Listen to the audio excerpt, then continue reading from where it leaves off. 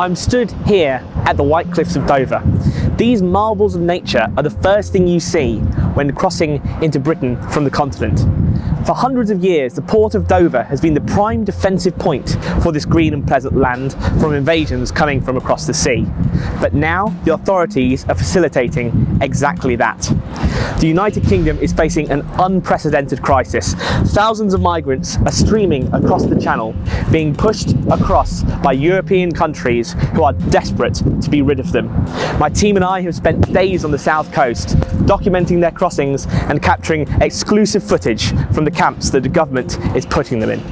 The port of Dover has always been England's gateway to the European continent and vice versa. It marks the closest the island of Great Britain comes to connecting with the mainland, with the gap between the two narrowing to just under 21 miles, only a few miles north of Dover itself. While massively beneficial for trade and travel, it is also therefore the Achilles heel of the United Kingdom. Throughout the centuries, this is where foreign forces wishing to conquer England have targeted their military might. Some were successful, like the Romans and the Normans, while others were less so, like Napoleon and Adolf Hitler. During the Second World War, the distance between the Dover coast and Nazi-occupied France was so small that the town and surrounding areas could even be bombarded by cross-channel guns. With such an obvious weak point, it's no surprise that those put in charge of England's defences decided to concentrate fortifications around Dover. The most obvious example of this is Dover Castle. Mostly constructed at the end of the 12th century, there is evidence that the site itself also hosted an Iron Age fort prior to the Roman invasion. So obvious was the need to defend the area. The castle played a large role when Dover became a garrison town during the Napoleonic Wars, with builders adding tunnels into the rock that were later converted into air raid shelters to defend against the Germans in the 20th century. Pillboxes, outlook posts, trench works and minefields can also be seen scattered across the landscape, ensuring any invasion force would be hard pressed to even begin to conquer this nation. However, the threat that Dover faces now is not one of bombs and guns from an organised national army, but rather the slow drip,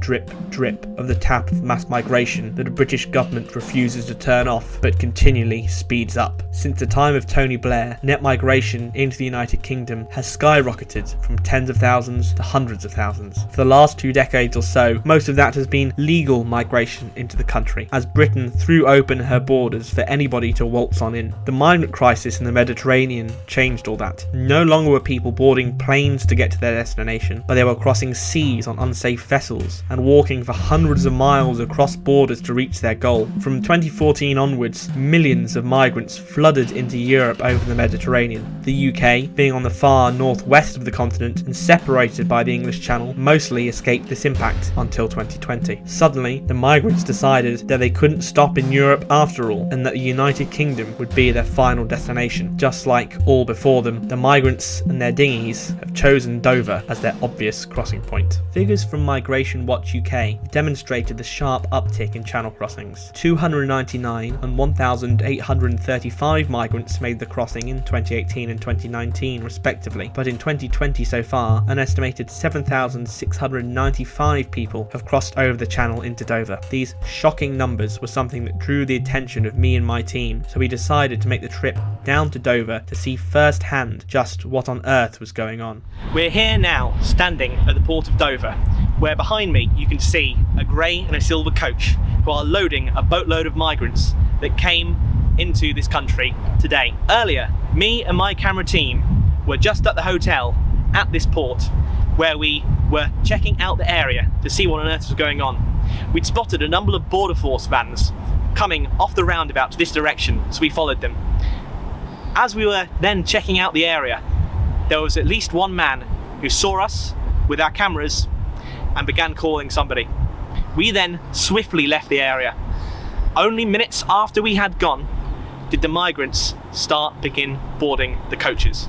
One thing is clear, they do not want us or you to see what is going on. When crossing the Channel, the migrants do not make the journey alone. At first, they are escorted out of French waters by French naval vessels, and are then targeted by British Border Force boats ready and waiting to pick them up. So if you're trying to find when and where migrants are crossing, a good first step is to track the shipping activity out in the Channel. We're out here now at Shakespeare Beach, where You can see in the background behind me, just off on the horizon, about 3 miles away, we've got a Border Patrol cutter. There's another one we can see in our tracking systems just near it, which we can't see on the cameras at the moment. However, there is a Border Patrol rib going out to meet the cutters. Clearly, there's more migrant activity going on in these waters. Right now, the rib over there is coming in the distance. It's going to bring out more migrants who are currently just at sea, just off the coast at the moment. They're going to start bringing them into port, and they'll start unloading them, just like we saw yesterday with the coaches. Now, it's very likely we may be stopped. We currently saw a policeman just round here. We were eyeballed by the police earlier, questioned. So yeah, we may have to cut this short, but we're just getting the footage right now. The rib is just coming in. There's between 5 to 10 migrants, all huddled up, hoodies, blankets. They're being brought out by Border Force. Yeah, it's a Border Force vessel, it looks like. They're going to bring the rib, and it's going to come up, and they're going to be undocked, and then they'll be sorted from then on. So I'm here with Ben Locknane, a migration expert. Ben, can you tell us what's going on and what we've been seeing today? So we're seeing now the tail end of a long year of a high influx of migrants from France. A lot of them passing through France, coming here. So they're coming in and then put up in hotels and barracks, and having their phone bills paid, and all of their healthcare and their dentistry and sort of clothes on their back are being paid for by the British taxpayer. Yeah, that's true. It's a very quick process, isn't it? It took about 5 minutes to unload one rib that we saw come up. So it's clear they've got it efficient. They know exactly what to do. It's a well-oiled machine. It's a very well-oiled machine for them coming in. If only they were so efficient at keeping people out, it would be, we'd have secure borders. So these 2 tugboats here, and there's a couple of other boats behind it, these were put here yesterday when we were filming over there to block our view from that angle. Now over here we've got 2 Border Force vessels which have been placed there today. This is related to the huge influx we've seen, and you can see the magnitude of this influx when you come down here. There are something like, on the cursory count, I saw about 17 dinghies, which you can see just over there, and if we come round we'll see a great angle on this. There's a grey one there, an orange one next to it, and then the black ones, and then all the way down. Now these are going to be taken down to the place where they inter these. They pick them up, they put them on the back of a truck, and they take them to a place for seized vehicles and vessels. This is the gangplank here, this white bridge, which is where all of the migrants get brought up. So later on, hopefully, we're going to catch some being brought up here, and we'll get some great footage of the migrants being led through here into this camp over here. We can see the tents, the green tents up here. They get taken through this door into those tents, they get processed, they get seen to, and then they get loaded onto coaches and taken off to barracks and hotels across the country.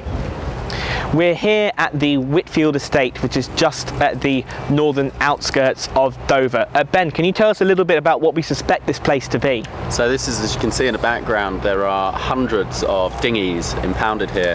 This is obviously where, when vessels or vehicles which are involved in illegal activity in the port of Dover, this is where they bought and they are impounded. So you can actually see hundreds of these dinghies, each of which would have carried over about a dozen migrants per vessel, and they vary in size. So some of the smaller ones, we're talking a dozen. Some of the bigger ones, you could be saying 10, 20, 30, kind of depending on how many people are making these trips. So the scale of this issue is huge. You don't have to be a mathematician to work out that this is a lot of people who have been brought in on these dinghies. So this is the epicenter really of the seized vehicles that have been used for this sort of crime, and it really sums up and puts it into sharp relief the scale of this issue over the past year. So Ben, with the asylum seekers coming across the channel, what actually are their countries of origin? So a lot of the people I've spoken to at the camps and around the camps have been German speaking, so they'll have come through Germany, but often the point of departure initially are places like Iran, Iraq, Syria, Eritrea. So a lot of African countries and Mediterranean countries up that coast. So you get Libyans and Syrians all down that point of coast who've crossed over the Mediterranean and gone into places like Italy and Germany and through France to Britain. Now, how many of those are actually genuine refugees, aka people fleeing from actual real-life persecution in those countries, and not just people willing to get a better life in the United Kingdom? Well, very few of them are genuine refugees. It's one of the reasons they take this route is because they know that they'll be rejected by any other route. They know that they can come in and abuse the asylum system in this country as long as they enter illegally in the first place, because the vast majority of those who come in illegally are never deported, even if their asylum claims are rejected. So we've got a system in this country which facilitates and encourages people who know they have absolutely no legitimate claim for asylum to come in and abuse our system. Right now we're on the way to Napier Barracks, which has been the hub for where they've been transporting the migrants to before they get shipped across the country. Now, a lot of the time the migrants are quite willing and ready to talk to journalists and explain their story, explain where they've come from, how they've got here and what their plans are for the country. But now we've heard there's been a case of coronavirus at the barracks and they've had to shut everything down when before they could roam freely. Now that's certainly rather convenient for the authorities in charge. So right now we're standing at the side of Napier Barracks, which has a long and storied history, and Ben, you can fill us in a little bit on that. Well, these barracks were founded actually by Wellington to train his troops to prevent a French invasion from Napoleonic forces during the Napoleonic Wars. So this has a great sort of history in defending the British coastline, which is why it's here in Dover, as is, you've got Dover Castle and all of the fortifications up and down the coast. So these barracks are a really important part of securing the English border. But it's interesting that the migrants are relatively willing to talk to the press, but the government and the guards and the security guys here won't let them. No, exactly, and it's the same thing down at the port. When we go down there, we go in, we say, hello, can we have a chat? And they go, nope, stonewall. They have been trained, they have been told, the Home Office has said, give nothing away, say nothing. Yeah, the migrants needed to stay silent, stay quiet, and they don't want to reveal the truth. They don't want people knowing what's going on, effectively, is the message. The government are saying, we're not going to deal with this issue, we just don't want you to know how bad it really is. You willing to have a bit of a chat? Yes, I can do that. Yes, good. Yeah, awesome. Yeah. How long have you been here for? I have been here for 9 days or 10 days. 9 days. Did you come over on the boat, did you? Yeah. What was that like? Was it rough? Boat. Yeah, it was. Was it rough? What time did you leave? Maybe 40, 50 days ago. 50 days. Wow, so you've been here for a lot. Where have you come over from? Where I'm from Iran. Excuse me, why is he not allowed to Yeah. Excuse me? Why is he not allowed to talk? He's Excuse me, mate. Why don't they let you talk to us, mate? Syria. Whereabouts in Syria? Whereabouts in Syria? Okay, and how long have you been here? Last weekend. You speak a bit. How long? When did you come? how many days? Weeks? Came here from Yeah, off the boat. So you've been here about a week. Okay. How did you get into Europe? Come across the sea, the Mediterranean, and then up? No. Did the security let you talk to us? The security, did they let you talk to us? Yeah.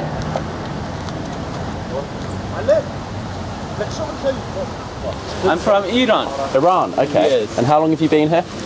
In England? Yes. About 2 months. 2 months, wow. Yes. And you've been in these barracks for that long, or were you somewhere else? About 1 week I'm here. Okay. Before I was in London. You're in London? Yes. Whereabouts? In a hotel or? Yes. Oh, cool, okay. Yeah, hostel. Did you come across by the boat? Yes. What was that like? Yeah, it was terrifying. Really? It was really scary. Did you come in the dark or in the daytime? Both. It was 3-4 in the morning. 3 or 4 in the morning? Yes. How much did it cost? 3,000. 3,000. Wow. pounds. And did you pay that yourself, or? No, my family paid. Your in family Iran. paid? So they paid in Iran, Yeah. okay. Yeah. Right. To the smuggler, Fascinating. to that broker. Ah, okay. What's your name, just out of curiosity? Hossein. Hossein, I'm Steve. Nice to meet you. I'm Ben. Exactly. Steve, yeah. How are you liking it here? Here or in England? England Well, is a both. very nice country, but here is not so good. We heard somebody had COVID in there. Is that true? Yes, they already quarantined one block.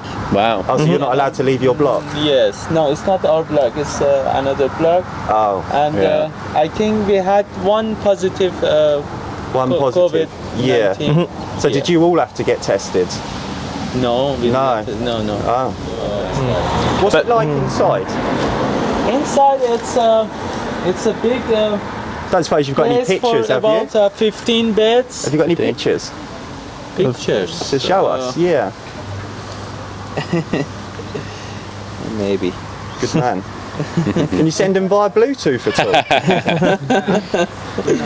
I don't know, is it legal or no? It's legal, yeah. It's only sending a picture. Are you coming out at all today? Because we could have a chat with you outside. No, today no, but No? No? Okay. Is there a schedule when you're allowed out?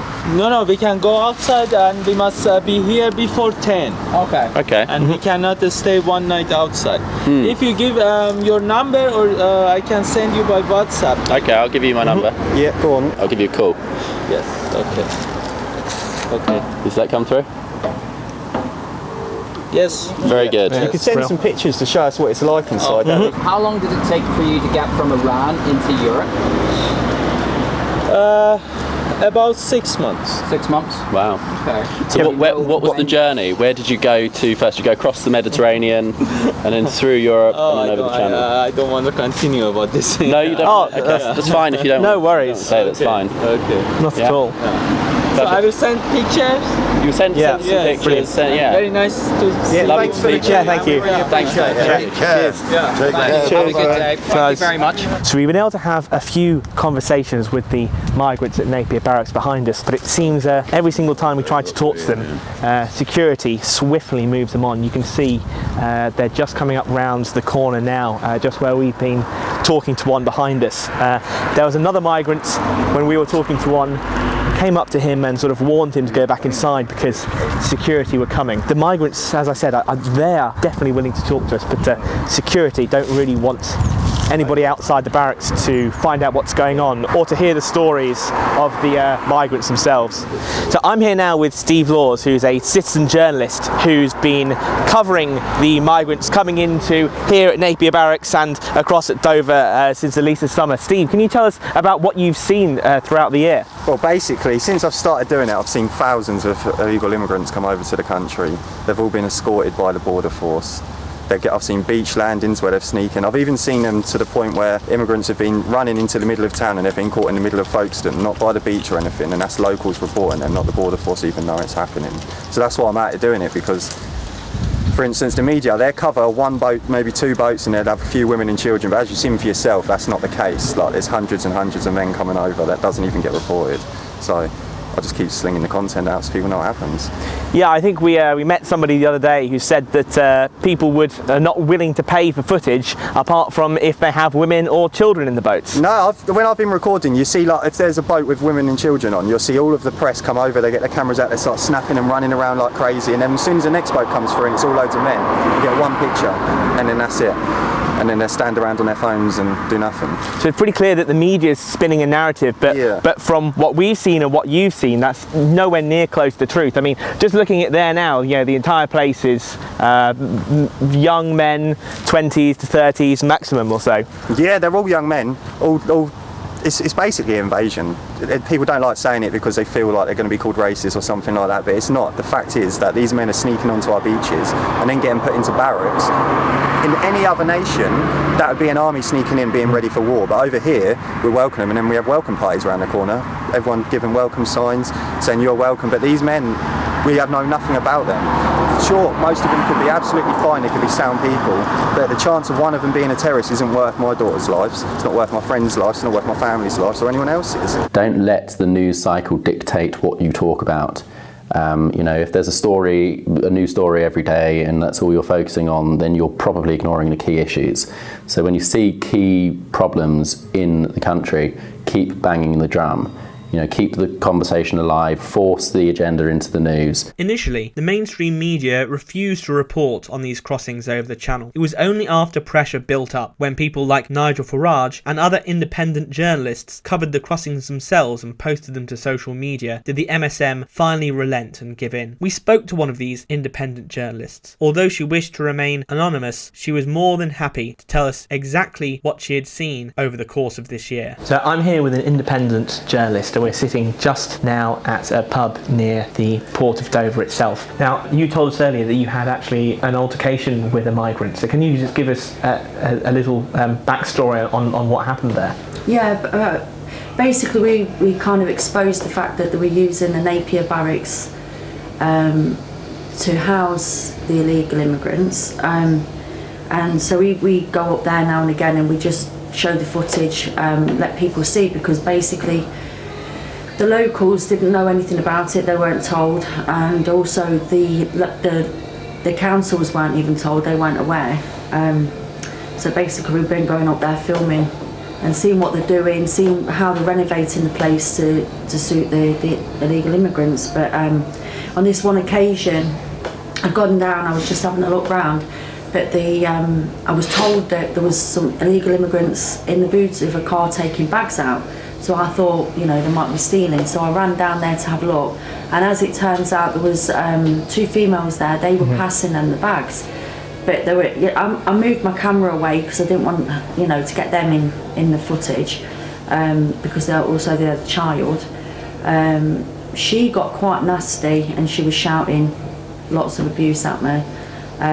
But I just said, I'm not filming you. I'm just. I thought they were stealing, so I came down for that. But I thought, what I'll do, I'll walk up to the top of back into the road again and wait for them to come round, and then I'll ask them why she was giving them bags and so on. But when I got to the top, there was not only those guys, I think there was about 4 or 5 guys. There was a few more around the area, but also from the barracks they were letting loads out, and normally they only let about 2 or 3 out at a time, 4 at the most really. But I was pretty much surrounded, so I thought, do you know what, I'm on my own. I had 2 people behind me, they'd seen me filming and came down to see me, but they hadn't caught up with me at that point. And as I came out the gates, I just thought, oh no, there was a guy filming me from the barracks. He lives in the barracks, and I just thought, I'm just going to go towards my car because I feel quite intimidated because of all these guys around. So as I was actually still filming, and I just swept my camera like this, and then looking at the gates, and then I pulled it forward so that I was looking in front of me. And as I did so, there was a guy that walked by me, and as he walked by me, he just said, don't shoot, don't shoot. And I said, I'm not shooting. But I take it he meant filming. So at that point then, he just reached over and smacked my camera. Wow. And I just shouted at him, stop, hitting my camera. And then he grabbed my arm and I said, get your hands off me. And that was it. It was just a full-on, I had to put my phone behind my back like this. And he grabbed my arm behind my back. And then he's grabbing my coat, and pulling me round, and he hurt my arm, he was holding me. And it just went on like this. It felt like forever. I think it was about 5-10 minutes. And he was shouting at me and everything. And then the woman had drove all the way round. She parked the car, and she was filming me, and she was shouting abuse again at me. And I'm thinking, I'm being attacked and you're just standing there filming me, And I shouted for someone to phone the police. And then eventually the guys caught, the couple that came with me, they caught up with me. So then he put himself in front of me. And then there was another guy, immigrant, he came over and tried to pull him away. But the security guards, they just stood watching, they didn't do anything. And then eventually one of them walked over and had to really physically move him on. And then that was it, I was free to go. But then the police came and they didn't come to me, they went straight to the woman. So I take it she phoned them. And then when they did come up to me, they then said that there was an accusation that I'd attacked him. Wow. And it's on my footage that it was clear that he was attacking me. And my camera.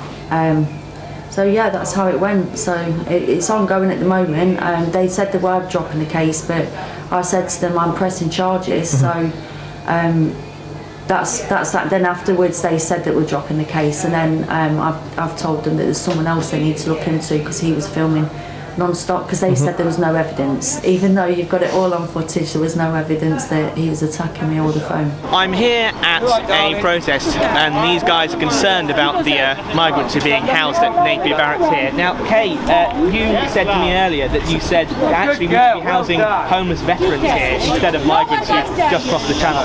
Yes, our veterans have been completely let down by the government. Not only are they going through prosecutions, but they have been homeless. Yeah, well, as we have the migrants, they've been given phones, food, vouchers. They get given money to go to Tesco's. Apparently, they've been in the bushes trying to lure kids into. We've got a massive grooming gang epidemic around the country, which is silenced by the media. It all comes from these. It all comes from the same religion. You're not allowed to talk about it, but facts are facts. The Home Office is the government department responsible for controlling immigration. Right now, the Home Secretary is Priti Patel, and out of the Conservatives, she is one of the toughest on law and order and migration in general. However, a lot of it may just be talk, as the Home Office is really not doing much to curb the border crossings across the Channel.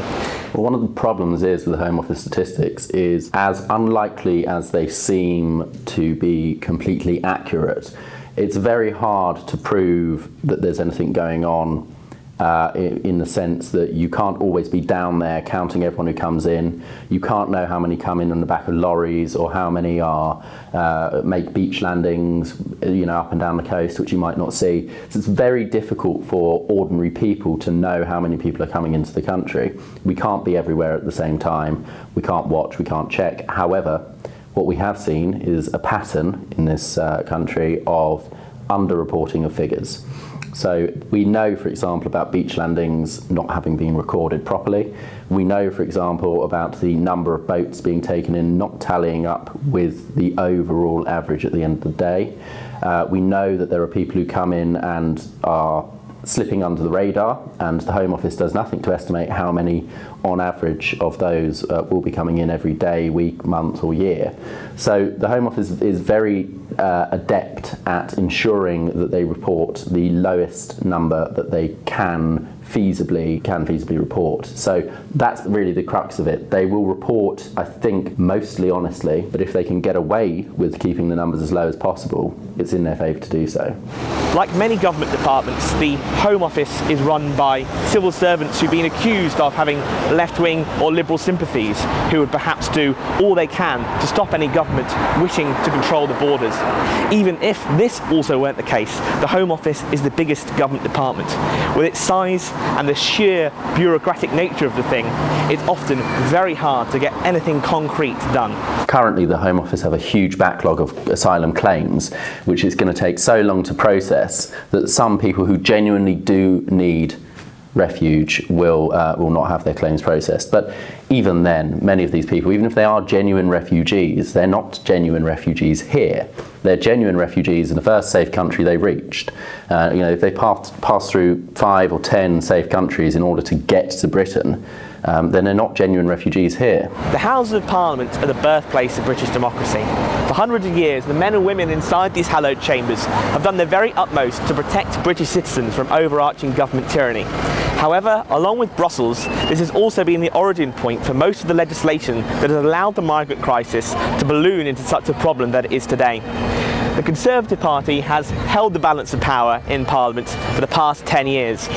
And despite supposedly being the party of law and order, has done absolutely nothing to halt the crossings across the English Channel, nor to curb net migration overall. For all their posturing and posing, it doesn't look like this government will be doing much to protect Britain's borders after all. Well, if the government are upset about this at all, it's not because they're upset about channel crossings. It's not because they're upset about people coming into the country and breaking the law. They're upset about the fact that people in the country who vote for their party or vote for their MPs are going to get progressively more angry about this issue, and they want to keep people happy. So if you look at it like that, you'll understand that everything they do is geared towards keeping people happy rather than actually stopping crossings. That's why they appointed Dan O'Mahony to be the Channel Threat Commander, or whatever silly made-up title they came up with. For him, he's just a fall guy, so that when these crossings continue, they can point to him and say, well, it's not our fault. It's not the government's fault. It's not the Home Office's fault. It's not Priti Patel's fault. It's Dan O'Mahony, who is a man who has absolutely no power whatsoever because of the legislation which is continued, which is guarded by the government and which is not thrown out by the government. For example, Blair's 99 Immigration Act, the Human Rights Act, and our commitment to certain EU regulations which prevent us at the start from being able to stop these crossings. The vast majority of migrants making the crossing over the English Channel now into Britain are not coming directly from the countries of origin. Most of them are failed asylum seekers in other European Union countries such as France, Germany, Belgium and the Netherlands. Right now the UK is in a transition period from leaving the EU.